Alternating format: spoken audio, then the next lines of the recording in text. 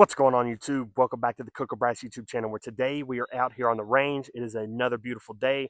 We are out here just getting some reps in, and I wanted to follow up on the Canik Mete SF and the Canik Mete SFT. Kind of get a comparison with them as far as recoil goes and just show you all how they shoot and how they perform. So without further ado, let's get into it.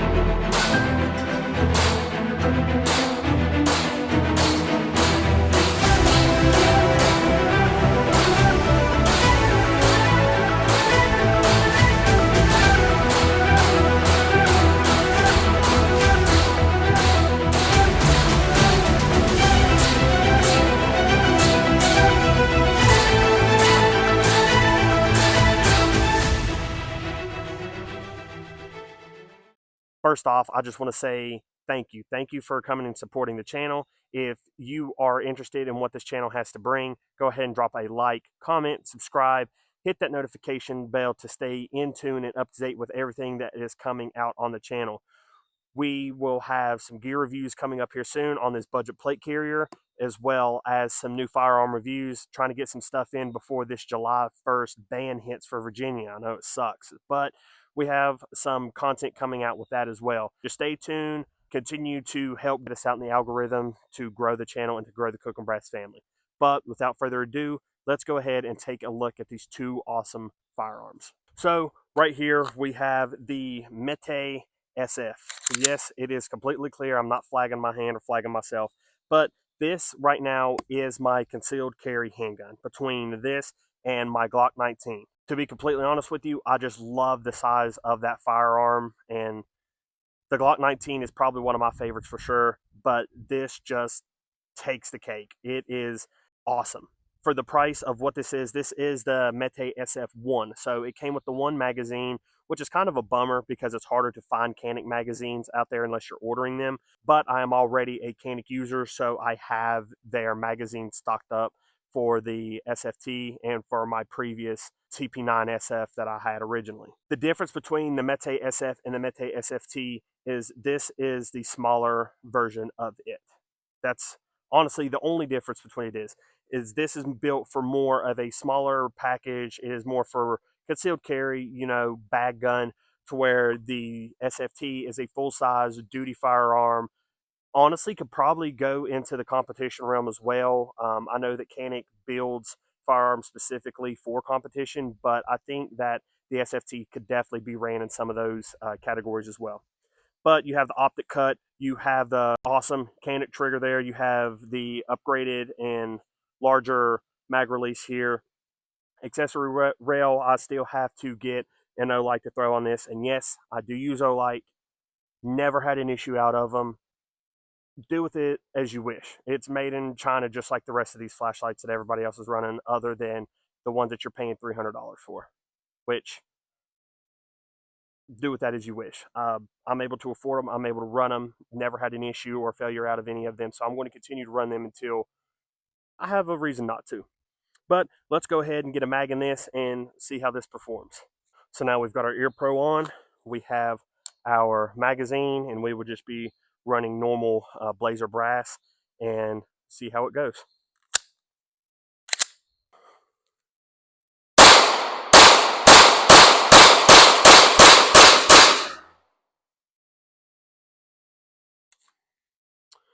You have your lock back here. And now we have a magazine of all brass ammunition loaded up in here to see how the Canik Mete SF runs brass ammunition. This is Monarch ammunition from Academy. They had a pretty good sale on it, and I was like, why not? You know what? We'll give it a try. So let's get into it.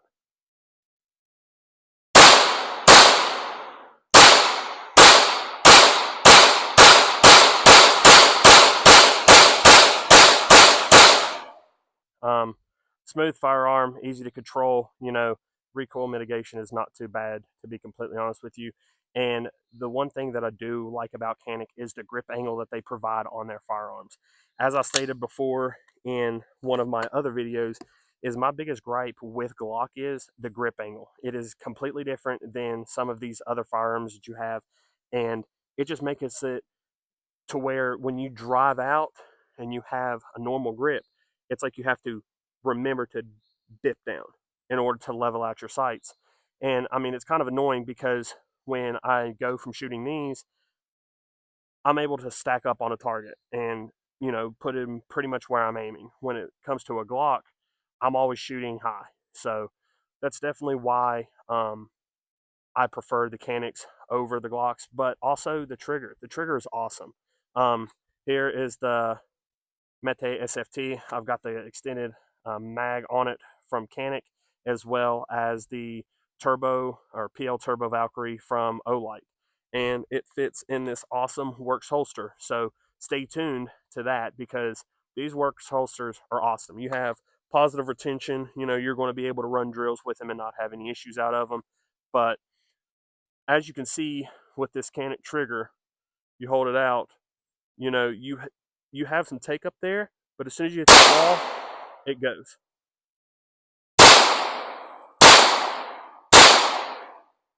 You know, and it's controllable. You know, do I plan on shooting one-handed all the time? No, but you know, it is definitely something when you shoot. It's a trigger that you're not fighting to pull back on or mushing through this nasty wall of nothingness in order to hit that wall, break, and send a round down range.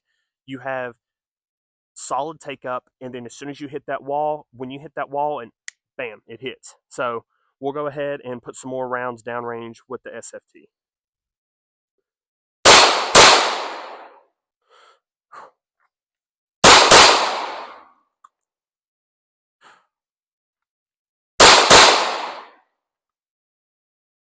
Through those two. That was definitely bad on me.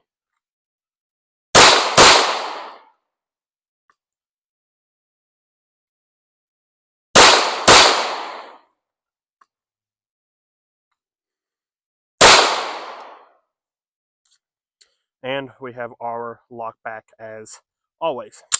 So with the SFT, I would say I probably have about 500 rounds through it. The SF, I'm more about the 2 to 250. I haven't taken it out as much, to be completely honest with you. As soon as I got this in, I was like, you know what?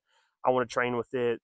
It's definitely my bedside gun or truck gun if I'm traveling. I switch between this and my Glock 19X or 45 Frankenstein that I'd put together. Canik, you cannot go wrong with. If anybody comes to me and asks, hey, if you had to recommend one firearm to go with as far as handguns go, what brand should I dip my toes into? And I honestly will always say Canik because when you get it, you have the trigger. Now with a lot of their newer firearms, you have the optics cut, you have the accessory rail.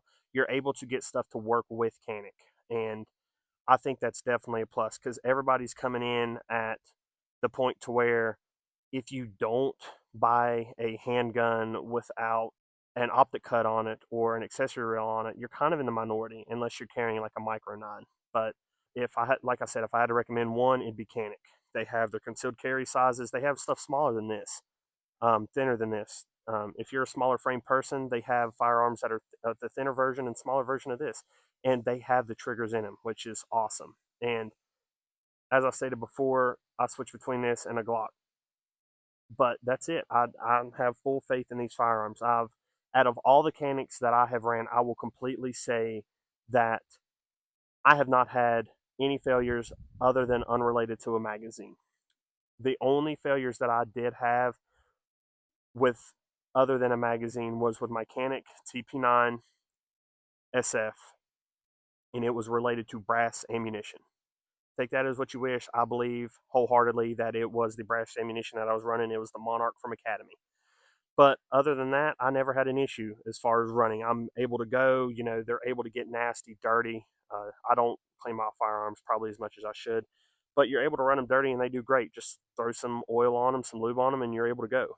But For sure. I'm very happy with my purchases as far as the Caniks go. I would like to get one of the Gucci ones as far as like, the Terran Tactical, the TTI Combat, but that's later down the road. I'm going to try to see what I can bring out to the channel.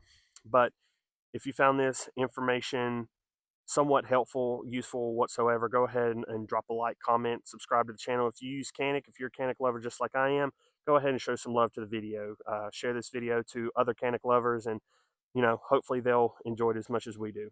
But I will say, if you've made it this far into the video, I can't ever thank you enough. Thank you for supporting the family and the Cook and Brass channel, and I hope you have a blessed day.